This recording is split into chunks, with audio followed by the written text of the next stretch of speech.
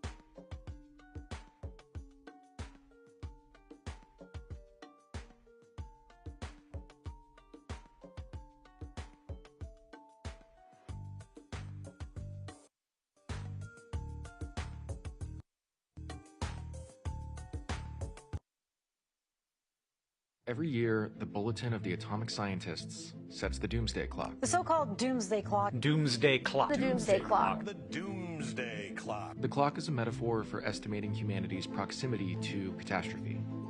In 2023, the Bulletin set the clock at 90 seconds to midnight, the closest to disaster it has ever been, citing the war in Ukraine, the COVID-19 pandemic, and cyber-enabled disinformation. In 2024, the time was held at 90 seconds to midnight. The Bulletin traces its origins back to the Manhattan Project and the scientists who hoped to warn the world about the dangers of their creation. The clock was introduced in 1947 and originally set at 7 minutes to midnight.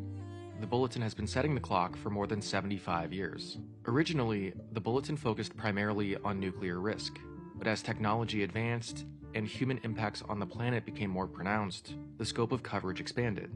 Today, the Bulletin is focused on reducing the threats posed by nuclear weapons, climate change, and the potential misuse of biological science and other disruptive technologies. In setting the Doomsday Clock, the Bulletin's Science and Security Board asked themselves two questions. Is humanity safer or at greater risk this year compared to last year? And how does this year compare to the more than 75 years we have been asking the question? So let's take a look at 2024. The Nobel Peace Prize was awarded to a Japanese organization of survivors from Hiroshima and Nagasaki, Nihon Hidankyu, who have worked for 70 years to warn against the danger of nuclear weapons. The world has developed a strong taboo against using nuclear weapons, but there are signs that taboo is beginning to weaken. We've seen the collapse of arms control. The new start is a bilateral arms control agreement between the US and Russia.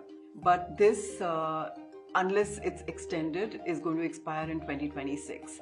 And there are no negotiations going on between the two of them, given the political state that they are in.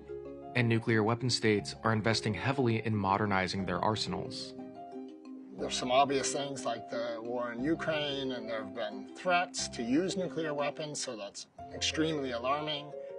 Right from the time that Russia first undertook the invasion in Ukraine, it was with a fair bit of nuclear saber rattling.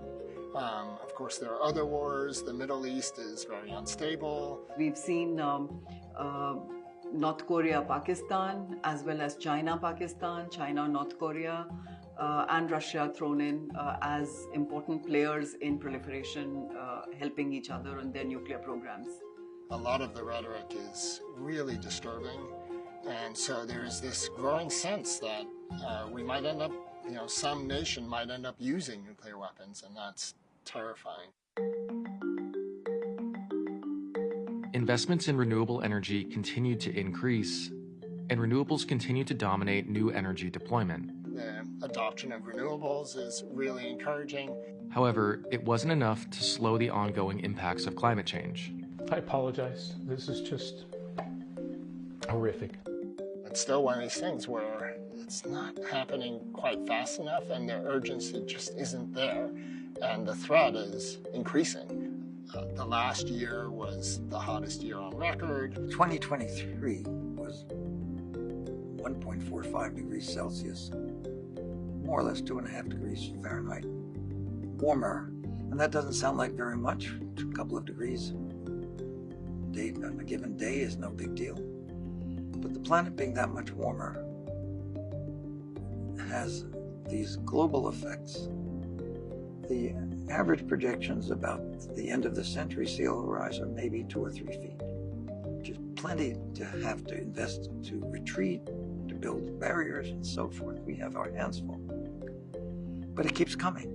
Almost all the indicators are bad, and even worse than many scientists expected. It's really a very frightening time on climate, and we're just not doing enough.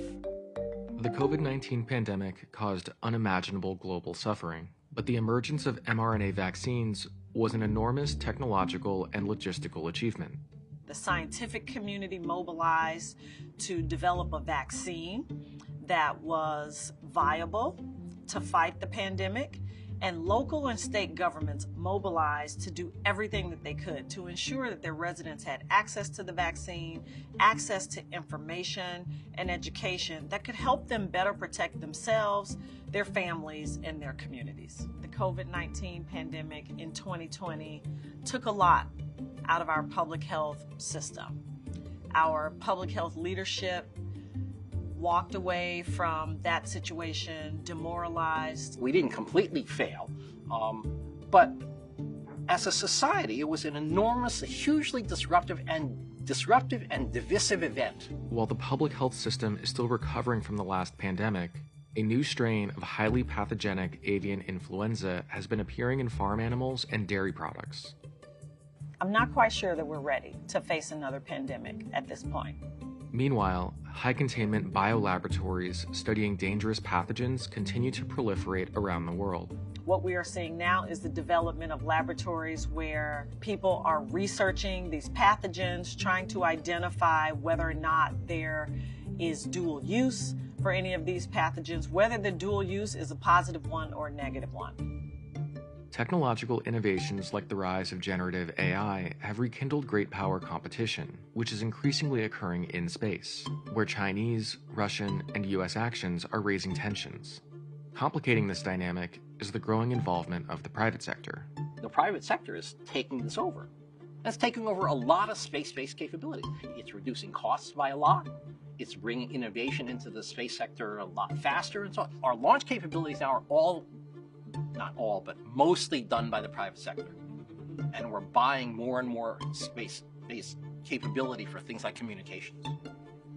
And then there's an interesting question of what happens if those companies that we rely on for these capabilities are controlled by private parties. While there are efforts underway to regulate artificial intelligence and limit its potential for harm, many countries are incorporating AI into their military structure, and corruption of the information system through AI-generated content could hamper efforts to address threats like nuclear risk, climate change, and pandemics. I used to believe that we believed in reason and reality as the foundations of discourse, that you could make an argument with somebody, you could reason with them, you could use logic and so on.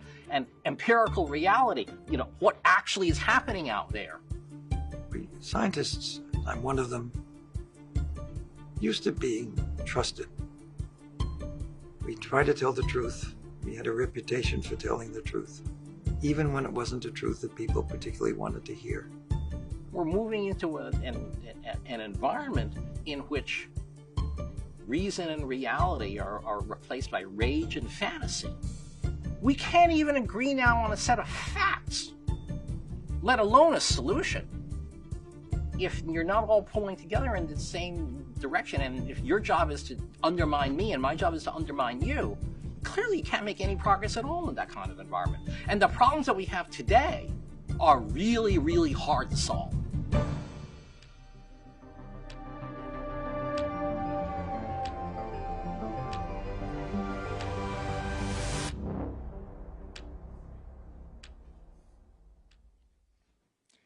Thank you all for being here today.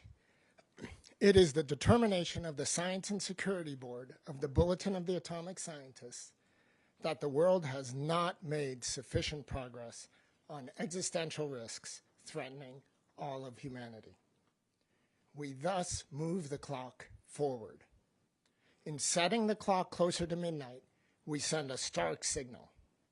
Because the world is already perilously close to the precipice, any move towards midnight should be taken as an indication of extreme danger and an unmistakable warning. Every second of delay in reversing course increases the probability of global disaster. It is now 89 seconds to midnight. This is the closest the world has ever been to midnight.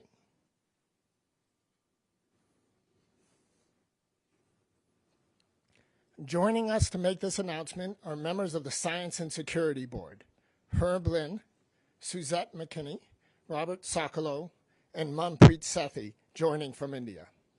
We also welcome special guest Juan Manuel Santos, the former President of Colombia, Nobel Peace Laureate, and the Chair of the Elders.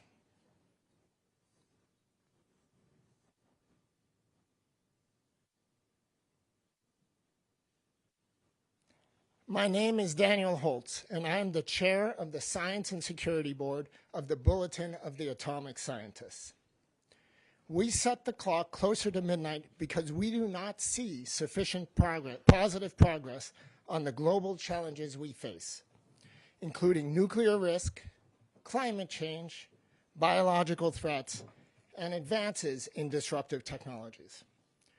The countries that possess nuclear weapons are increasing the size and role of their arsenals, investing hundreds of billions of dollars in weapons that can destroy civilization many times over. Meanwhile, arms control treaties are in tatters, and there are active conflicts involving nuclear powers. The world's attempts to deal with climate change remain inadequate, as most governments fail to enact the financing and policy initiatives necessary to halt global warming. 2023 was the hottest year on record, by far, and 2024 was even hotter. Advances in an array of disruptive technologies, including biotechnology, artificial intelligence, and in space have far outpaced policy, regulation, and a thorough understanding of their consequences.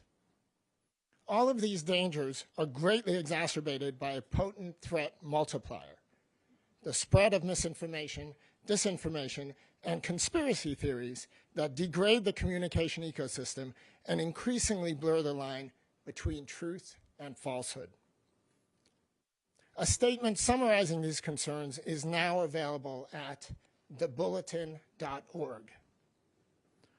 All of us need to help raise the alarm.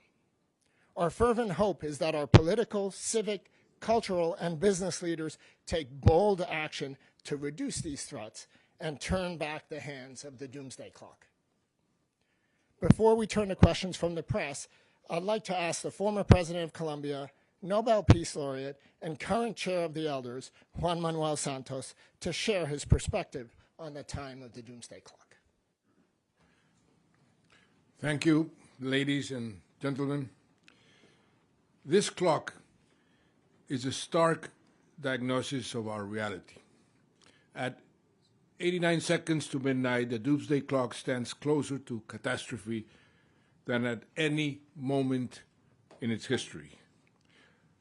The clock speaks to the existential threats that confront us and the need for unity and bold leadership to turn back its hands.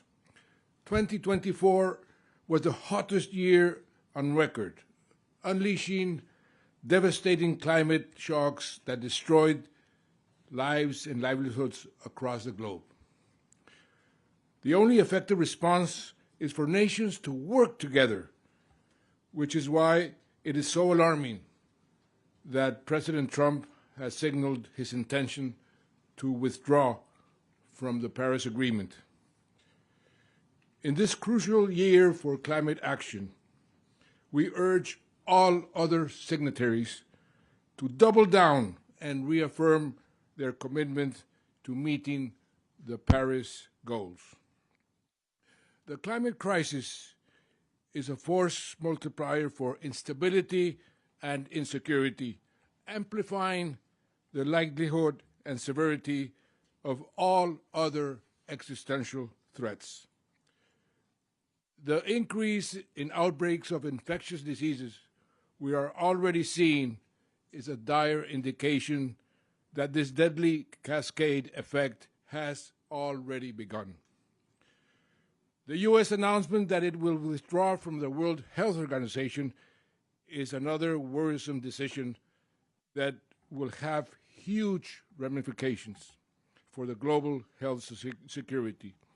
We all need a strong, independent, and accountable WHO to ensure successful reforms to pandemic prevention, preparedness, and response measures worldwide. We also need urgent actions to tackle the torrent of misinformation and the amplifications of conspiracy theories that have become so prevalent in our hyper-connected online world. This alarming rise in distrust is being fueled in large part by the malicious and reckless use of new technologies we do not yet fully understand. Artificial intelligence is racing ahead of our ability to govern it, despite the adoption of the Global Digital Compact at last year's UN Summit of the Future. AI's integration into military systems brings us to the precipice of new and unprecedented danger: automated warfare in a world where states locked in deep rivalry collectively possess over 12,000 nuclear warheads. As we prepare to mark the 80th anniversary of the atomic bombings of Hiroshima and Nagasaki, the threat of nuclear conflict is at its highest level ever. The New START Treaty, the last remaining restraint on U.S. and Russian nuclear deployments, is set to expire in 1 year. This is another example of the erosion of the rules and norms underpinning the multilateral system as nations prioritize self-interest and cynicism over the collective interest of humanity. I welcome President Trump's remarks in Davos about his desire to engage in talks with Russia and China to reduce the nuclear stockpile. He is right that the destructive capability of these weapons does not bear thinking about, and that they cost a tremendous amount of money. I hope he follows through. To those countries who want to see an end to the madness of nuclear proliferation, which has seen a 34% increase in spending in the last 5 years on nuclear weapons, with trillions more planned that could be spent on saving our planet or reducing poverty. I urge you to sign the treaty for the prohibition of nuclear weapons. Half of all the countries have signed it, so it has momentum. We also mark the 80th anniversary of the United Nations in 2025, and leaders must reflect on how far the world has strayed from the UN's founding principles. This is a bleak picture, but it is not yet irreversible. There is a big chance that this time next year we will be moving the hands of the clock back, not forward. But this will only happen if leaders engage in good faith dialogue. And recalling the words of Nelson Mandela, the founder of the Elders, the most powerful weapon in the world is to sit down and talk. The solutions we need to confront the existential threats we face are all connected by a simple truth. We can only succeed if we act as one. It is with great sadness that just a few weeks ago we said farewell to a true champion of this ideal, President Jimmy Carter, a founding member of the Elders. President Carter was driven by a profound moral clarity, so sorely missing among many leaders today. And in the weeks since I attended his funeral here in Washington, I have often been reminded of his words. The bond of our common humanity is stronger than the divisiveness of our fears and prejudices. To translate this vision into concrete reality, we need leadership that addresses even the most difficult and unpopular issues, not for short-term political gain, but for humanity's shared future. There is still time to make the right choices to turn back the hands of the Doomsday Clock. In Colombia we say, cada segundo cuenta. Every second counts. Let us use each one wisely. I thank you. Thank you, President Santos. The opening video featured prepared statements from colleagues seated here. We will now open the floor to your questions. Please wait for the microphone.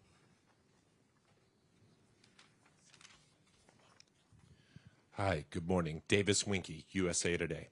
The Trump administration last night issued an executive order directing the U.S. Defense Department to focus on accelerating the development of strategic defense systems.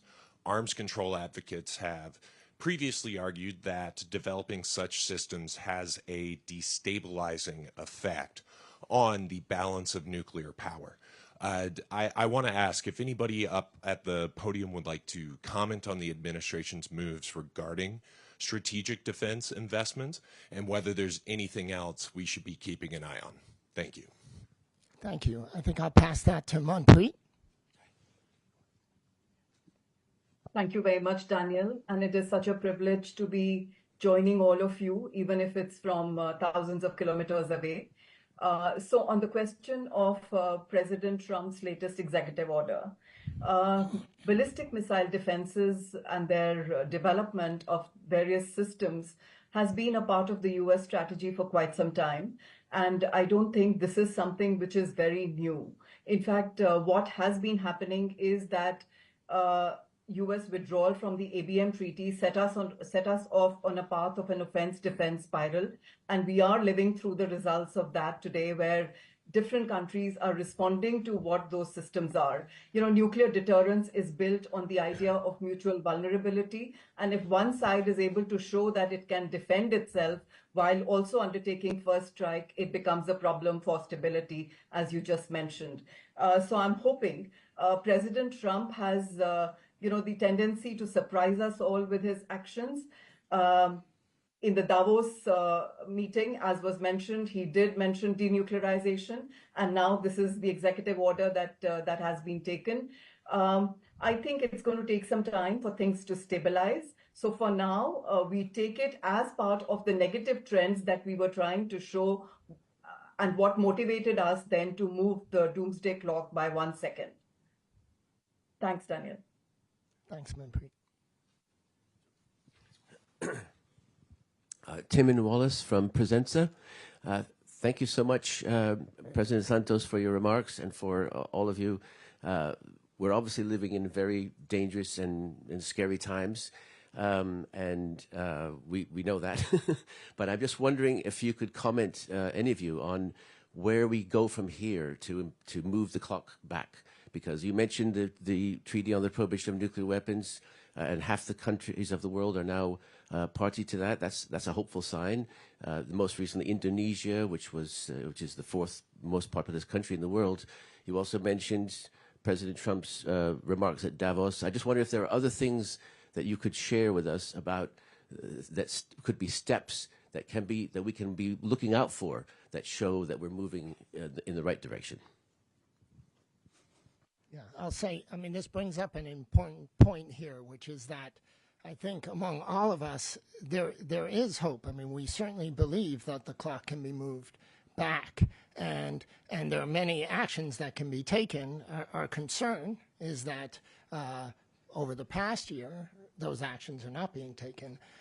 But as you've mentioned, there are many specific things on all the areas that we cover where there could be clear progress.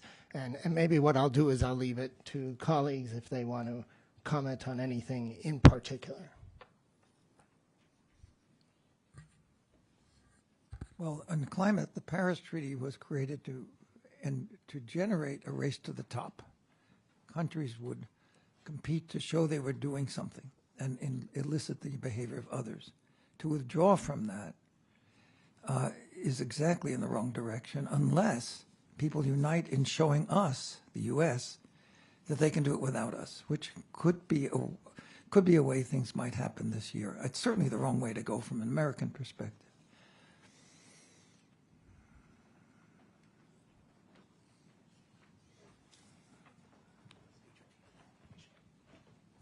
Yuichiro Inoguchi for Kyodo News. Thank you for doing this. As mentioned in the video, last year's Nobel Peace Prize went to Japanese atomic bomb survivors organization, Nihon Hidankyo. And did you take it into consideration when you were discussing about this year's Doomsday Clock? And can we have your comment on how much they can influence on the global nuclear debate? Thank you. Yeah, thank you. I will say that the issues underlying that Nobel Award are certainly issues that we consider. There is this sense that the world is sort of forgetting the horrors of nuclear weapons, that there's this presumption that that's in the past and that it's no longer a concern. And I think many people around the world are worried because these weapons still exist. They're still poised to annihilate the planet in a matter of minutes, 30 minutes. And so that threat is not in the past, it's ever present. And I think the Nobel Award was to remind us and to kind of draw the world's attention to this. And in that sense, we're very aligned in our concern and our desire to kind of reduce these risks. And I would add that as a Nobel laureate also, the Nobel Committee was very, very relevant in awarding the Nobel Peace Prize last year to the survivors of the Holocaust. And it is among many reasons, one of the reasons why the elders, we're going to have our board meeting next May in Hiroshima. Because, as was said, we want to remind the world that this threat has not diminished, on the contrary, has increased in the last years. Hi, I'm Steve Herman from Voice of America. President Santos, you welcomed President Trump's remark about denuclearization talks. What do you see as the biggest challenge for Donald Trump, Vladimir Putin, and Xi Jinping actually making progress towards some sort of new arms control agreement? Well, the biggest challenge, in my view, is for them to understand that they should sit down and talk.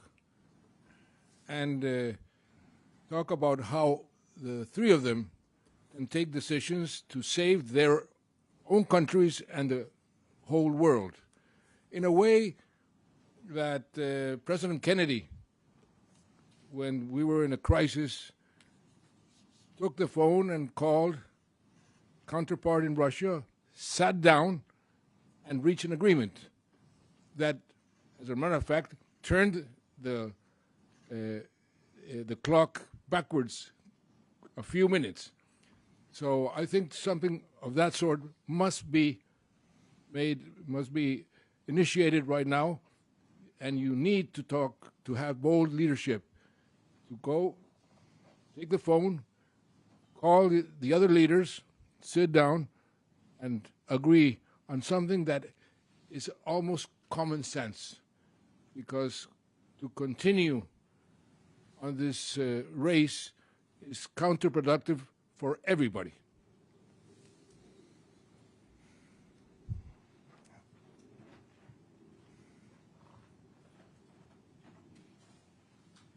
Hi, thank you so much. My name is Joshua Keating. I write for Vox. I was wondering if you could comment on the risks of a return to nuclear testing. We've seen Russia withdraw from the Comprehensive Test Ban Treaty.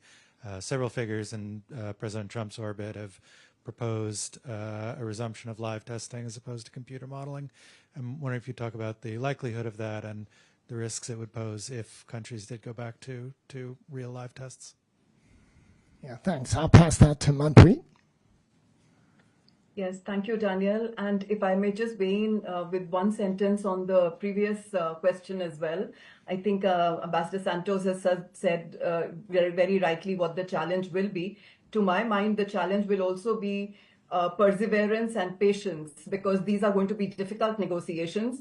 And it's important for the leaders to stay invested in this process over a long period of time. And that's, I think, going to be a challenge given the slightly flitty nature of current times.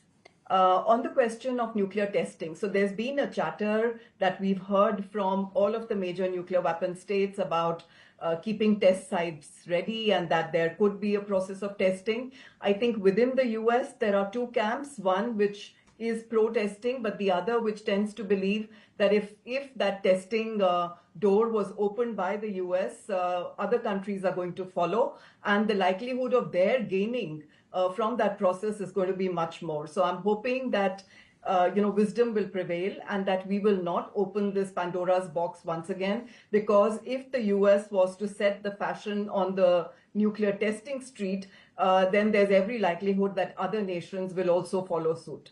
So to keep the nuclear order in order, it's important not to go down the path of nuclear testing. Yeah, and I'll add one of the major accomplishments has been that we have not been testing. And this would be really a step in the wrong direction. And for those that think about these issues, it's exactly, the first step leading towards oblivion is to start to normalize these sorts of weapons. Hi, I'm Jackson Barton with the Washington Post. So the clock has moved forward 1 second. That's a pretty relatively small move compared to past moves. So I'm just wondering, what does that 1 second signify if we're saying this is the highest risk we've been at in history? And have we considered, if the point of the clock is to communicate risk, have we considered other forms of communication, such as a percentage chance of nuclear war? Yeah, thanks. So I think our main message here is we're already the closest we've ever been to midnight, and now the clock is moving forward. So when you're at this precipice, the one thing you don't want to do is take a step forward. And we're saying, given what's happened over the past year, we just haven't seen the sort of progress we need. And in some areas of concern, things have gotten worse, and therefore the clock is moving forward. So I think that is our main message. We are now the closest we've ever been to midnight. Additional questions. So we have an additional question from offline. It's regarding disruptive technologies. How do the recently announced advances in Chinese artificial intelligence technologies affect geopolitics? Herb? I think I'll take that. One thing it indicates is that what many people have assumed, that is that the Americans have a firm and indestructible lead, just isn't true. And anybody who follows technology could have predicted that. That leads in technology, even if you try to hamper other people from catching up, they eventually dissipate, and it goes back and forth. And really the only way to, quote, stay ahead is to continue to do work and build on your technological strengths. So I think it affects geopolitics in that sense, that the Chinese have demonstrated, assuming you believe their press releases and so on, which isn't always the best thing to do, but assuming that the claims are valid, that it's not a one-sided race anymore, that the United States can lose its lead, and Chinese innovators are smart and determined to make progress. We will learn from the Chinese inventions too, and we will get better as well. And you may see in the days and weeks and months to come that we do remarkable things too. But I think it's we just don't know what's going to happen in the future. It's always dangerous to predict that. There's something quite positive about this development, if, and Herb can add to it, if we would need much less energy for the AI task, which was going to push our limits on energy sources seriously, if this development is correct, because it apparently uses considerably less energy to achieve the same high objectives. Is that right, Herb? That's the claim, and we'll see what the actual data say. And I might add, this is all part of this headlong race to develop AI, and there are concerns about potential risks from the development of AI, and as everyone rushes to beat each other and damn the consequences, that can be somewhat alarming. It's important that we also, as we're rushing here, that we also consider concerns that may arise with AI and kind of bring those along as well. And so one of the things that I think this leads to is this concern that people will just push as hard as they can and as fast as they can and not worry about consequences.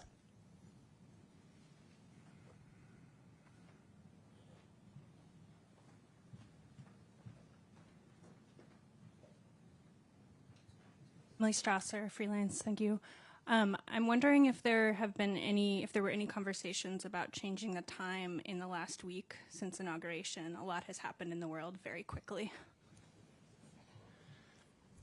Yeah, so one thing about the Doomsday Clock is we don't attempt to be real time and respond to every tweet and adjust in the moment. Often many of these things take a while. The repercussions of some of the actions, even from the last week, will take a while to play out. And so I think for the kind of, we kind of have a theme in when we have our discussions, which is we wait for actions, not just words and intentions, but let's just see what the consequences are on the ground. And I think for many of the things that seem most alarming from the last week or have gotten so much attention, we're going to wait and see. But we'll continue to monitor over the weeks and months ahead. And if we need to change the clock, we will. We have another question offline. President Trump withdrew the U.S. from the World Health Organization at the start of his term. Then on Saturday said he would consider rejoining. What role does the World Health Organization play in biosecurity challenges that you described? Suzette? Thank you, and thank you for the question. So I think it's important to recognize the danger of the withdrawal from the World Health Organization. The World Health Organization serves as an expert and the leading authority really on protecting societies across the globe from infectious diseases. When infectious diseases occur, the World Health Organization works very closely with governments, particularly the U.S., in identifying not only how to protect communities and societies across the globe, but also treatment modalities for hospitals, testing modalities for laboratories. And so the role that the World Health Organization plays in biosecurity is significant, and we want to see continued support of those efforts by the U.S. as well as other nations. Thank you. I would like to add, people forget the consequences of a pandemic. You go around the world right now, this is an issue that is not a priority for many people. We have to remind them what happened, and what will happen will be worse, according to all the scientists. And so it's so important for the world to prepare, because what is happening with other existential threats like climate change is increasing the possibility of another pandemic which will be worse than the last one. That is something that people should understand, leaders should understand. The agreement to design a system to prevent or protect the world from pandemics has not been finalized. The political will has not been there. The resources have not been there. But the danger is increasing. And that is what we have to transmit to the world, especially to the leaders of the countries that have not been committed enough to have an agreement finalized. I would agree with that, and I would state that some of those dangers we're seeing already. There are people still suffering from long-term effects, long-term health effects of COVID-19. There are societies still trying to recover socially and economically from COVID-19.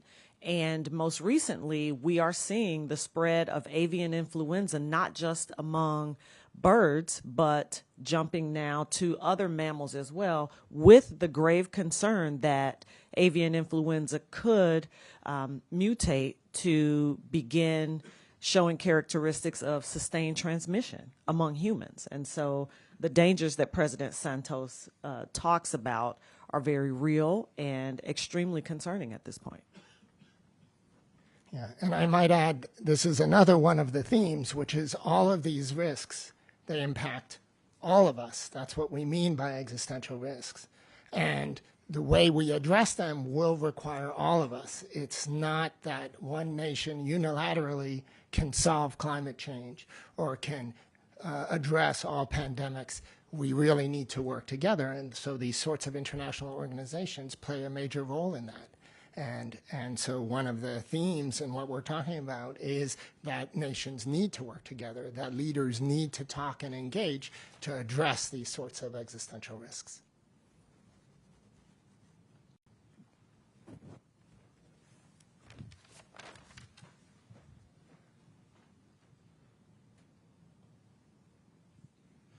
Hi, Matthias Hammer with Semaphore here. I'm wondering, given the federal funding freeze announced earlier, I guess this week, end of last week, which touches on a number of things, public health, I think some nuclear safety programming has been impacted. I'm wondering, in PEPFAR notably as well, HIV treatment, I'm wondering what kind of knock-on effects you guys would expect this to have, not just for the immediate short-term effects over the next few weeks, but also looking beyond that in terms of the credibility of some of these programs, stability, and the consequences of having these frozen, even just for a few weeks, or indefinitely. I guess we'll have to wait and see. Suzette? So the first thing I would say is that the sustainability of our public health infrastructure here in the United States often depends on the availability of appropriate amounts of funding in order to continue to execute those public health programs, to continue research efforts that are ongoing. And so the freeze on funding currently, as well as the freeze on our governmental public health agencies' ability to communicate health concerns is gravely concerning. I hate to keep using that terminology, but it is in fact true. And so the danger that we see in the freezing of that funding at this point is that some public health programs could stop altogether, and other public health programs can be significantly impacted negatively because of the ability to not have the sustained funding that they need in order to continue. It's a big problem.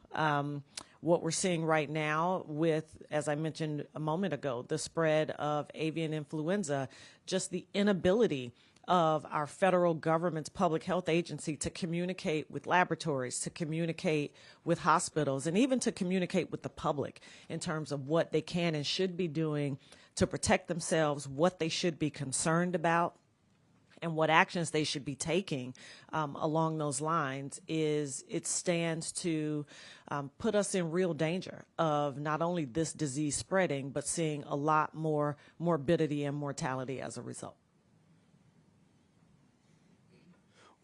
One last question. In regards to AI and climate, what are your concerns with forecasted electricity demand growth for AI data centers? And how much did that influence this year's decision?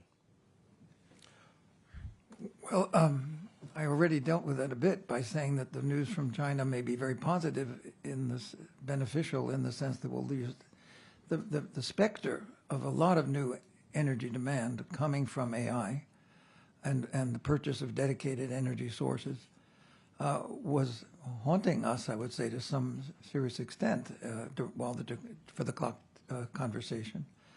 And a friend of mine once said, we can never be clever enough to invent the ways in which people are going to want energy. And I was reminded of that when AI arrived. And we have to really salute those who make energy use more efficient. And this is an example, the kinds of progress in semiconductor chips that reduce the energy demands of ordinary computing have their analog in what may have just happened. I don't have much to add to that. It's clearly a good thing if computing does take less energy. I mean, there's I think nobody will dispute that. On the other hand, it's not clear that the Chinese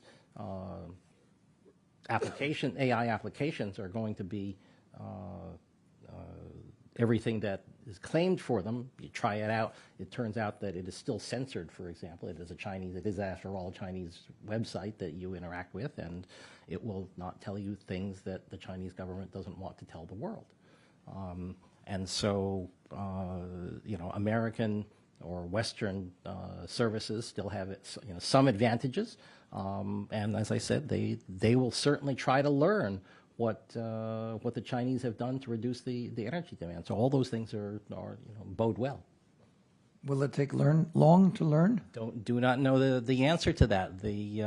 I heard this morning that Facebook is setting up a number of war rooms to try to conceptually reverse engineer. So what did the Chinese do to do this remarkable thing? And we'll see what happens. Well, that is all the time we have for questions. I'd like to give each of my colleagues a chance for a brief closing statement, starting with Manpreet. Thank you, Daniel. So I do want to say that the move of even 1 second closer to midnight is a second too many. From the nuclear dimension, we are in a situation where a slew of risks of arms racing, of loss of guardrails, a possibility of further proliferation, possibility of nuclear use are all rising at the same time. There is a tendency to talk about nuclear weapons as if these are ordinary weapons, only a bit more lethal than conventional. So looking at this picture, and as it intersects with emerging and disruptive technologies, I fear whether we might be sleepwalking into nuclear disaster. I hope the new time on the Doomsday Clock will seize the attention of the leaders and prompt them into taking leadership of a matter that is too dangerous to be left drifting in the waters of reciprocal responses, where nations are not even talking to each other on strategic matters and on stability issues. So the nuclear status quo should be unacceptable to all of us, and I hope the Doomsday Clock new setting will galvanize action on this front. Thank you. Thank you. Rob? One can argue about how aggressively to address climate change, but there simply isn't a case for ignoring the problem or pretending it isn't there. Human beings doing ordinary things like heating and lighting homes and driving cars are making the Earth steadily less livable. Most of the energy for these everyday activities comes from burning fossil fuels, coal, oil, and natural gas, which releases carbon dioxide to the atmosphere, and this gas builds up, warming the planet in ways that disrupt ecosystems and threaten human well-being. While fossil fuels have driven global prosperity thus far, we must now transition to an energy system that does not emit carbon dioxide to the atmosphere. Solutions are there. They include using energy more efficiently, like LEDs for lighting that consume a fraction of the energy of incandescent ones, and adopting renewable energy sources. We can also capture carbon dioxide emissions from fossil fuels so that they do not reach the atmosphere. Every country has acknowledged the necessity of this transition. Every country has begun this transition, and every country knows that most of the transition lies ahead of us. The U.S. over the last week has not put its best foot forward. Thank you, Rob. Herb? Thanks, Daniel. There's a saying, with great power comes great responsibility. You may have heard it in Spider-Man comic books and superhero movies, but it goes back to biblical times. It rings more hollow these days in light of the events of the past few months. For example, once upon a time, the tech companies were avowed champions of of ethical stewardship of the information ecosystem. And now we see them overtly retreating from their obligations and responsibilities to promote the health and viability of that ecosystem. The result is they leave citizens around the world vulnerable to misinformation, AI-driven and otherwise, that will inevitably cheapen public discourse.